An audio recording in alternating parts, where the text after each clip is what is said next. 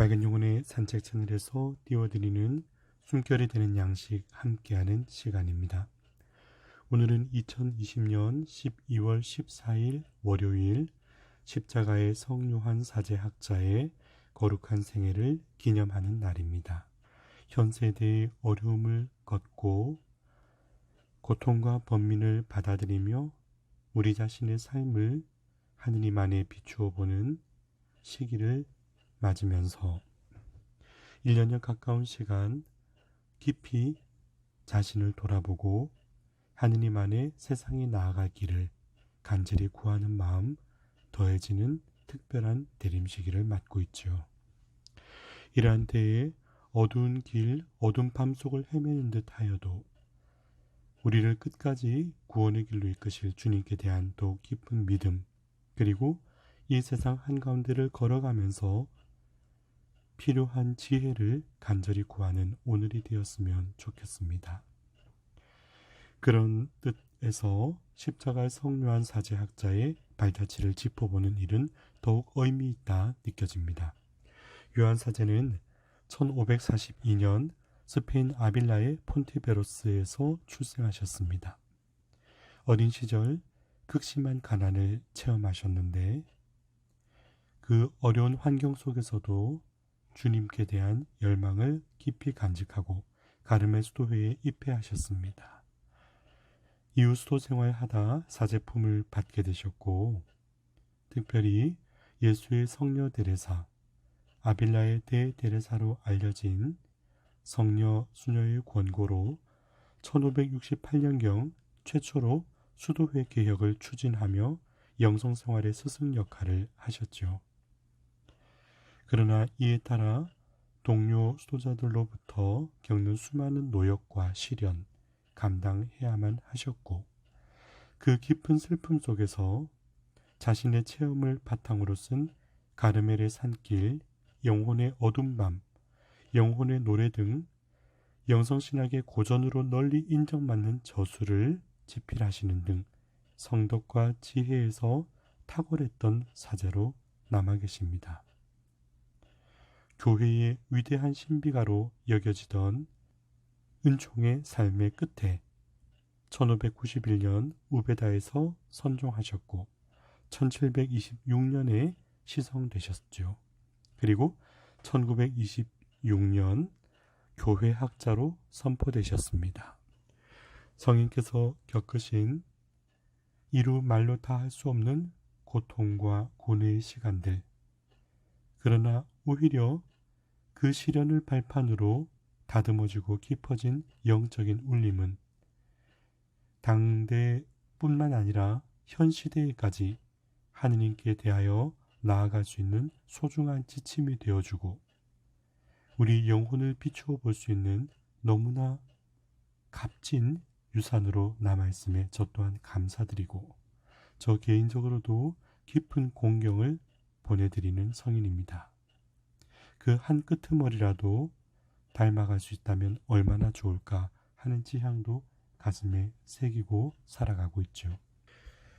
성인께서 그토록 찾고자 했던 하느님께 다다르는 길, 그 길에 구원으로 열매 맺을 은총은 어디에 놓여져 있고 어떻게 주어질 수 있는가 고민하게 되는 오늘입니다. 하느님께 주시는 은총을 받을 수 있는 사람은 그럼 누구일까? 이렇게 정리해 보고 싶네요. 첫째, 하느님께 가까이 가는 사람. 소중한 진리에 빛이 있어도 그 곁에 가야 볼 수 있을 테니까요. 두 번째, 영혼과 마음의 문을 여는 이. 아름다운 풍경에도 눈을 감으면 보이지 않듯, 가슴을 울리는 음악도 귀를 닫으면 들리지 않듯, 열려있는 이에게 은총은 더 깊이 새겨지는 법입니다. 세 번째, 끊임없는 사랑으로 탐구하는 열정을 가진 사람. 내 가슴 속에 내면화되고 내 영혼을 울리는 은총으로 깊어질 수 있도록 끊임없이 귀를 기울이며 찾는 이에게 그 깊이는 더할 수 있겠죠. 그리고 체험 속에 얻는 짙은 고통과 번민을 그리스도께로 나아가는 길로 삼는 이에게 나에게 주어진 삶의 모든 여정이 은총으로 주어질 수 있습니다.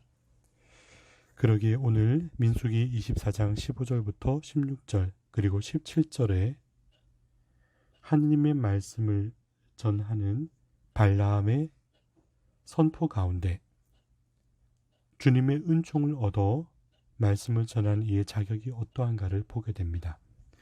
열린 눈을 가진 사람의 말이며 하느님의 말씀을 듣고 지극히 높으신 분의 지식을 아는 이의 말이다.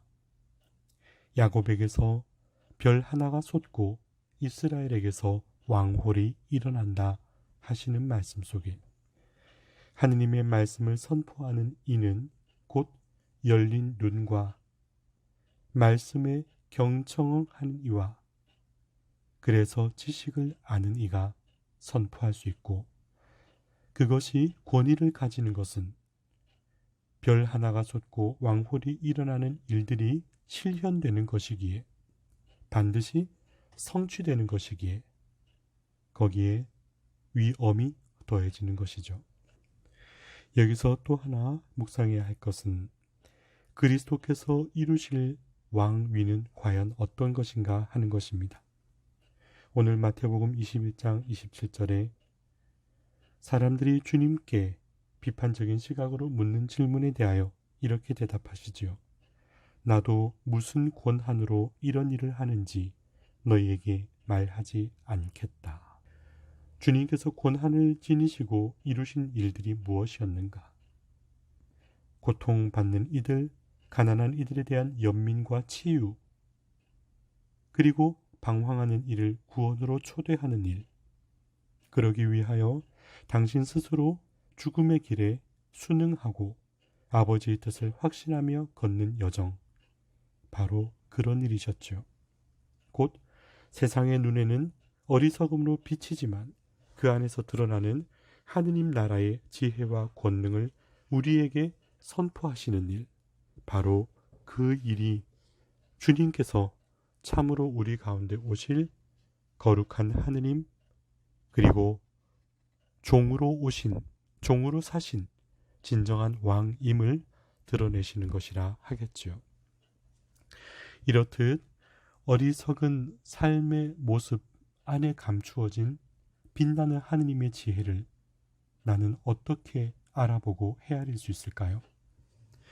오늘 십자가 성요한 사제께서 남겨주신 영적 찬가에서 저는 너무나 깊은 위로와 그 길을 찾습니다. 그리스도는 아무리 깊이 파들어가도 끝에 도달할 수 없는 풍부한 광산과 같습니다.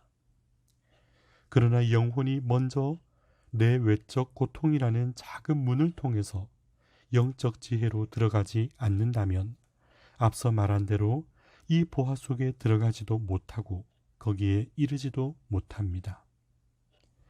그런데 하느님께로부터 받은 이 모든 은혜들은 그리스도의 지혜에 다다르기 위한 선결 조건에 지나지 않으므로 이것들은 그리스도의 신비에 대한 지혜보다 더 낮은 은혜들입니다.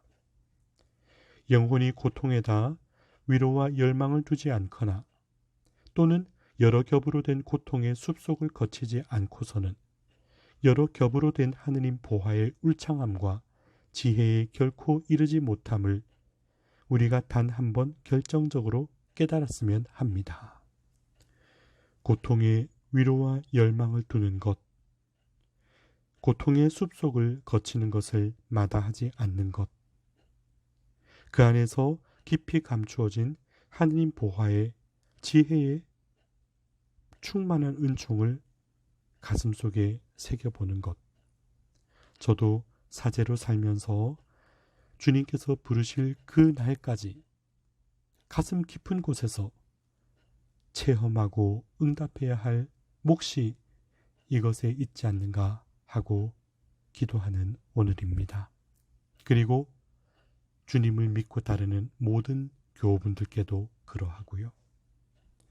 우리 각자의 삶 속에서 짊어지고 있는 무거움, 나라는 존재가 버티어내고 감당해내야 할 숱한 일들, 나의 삶에서 내가 관계를 맺는 가족 안에서 내가 세상을 거닐며 만나왔던 사람들 가운데서 내가 헤쳐나가야 될 삶의 자리 곳곳에서 말이죠. 그렇게 비추어 볼 때 나에게 주어진 기쁨과 환희도 고통과 번민도 주님께서 나에게 주시고자 하는 은총을 헤아리는 데 있어서 어느 것 하나 빼놓을 수 없는 소중한 초대였다는 것을 마음속 깊이 간직하고 내가 걸어왔고 걸어가고 있는 오늘을 주님 사랑에 기대어 바라볼 수 있는 지혜로움을 청하는 시간들이 되셨으면 좋겠습니다.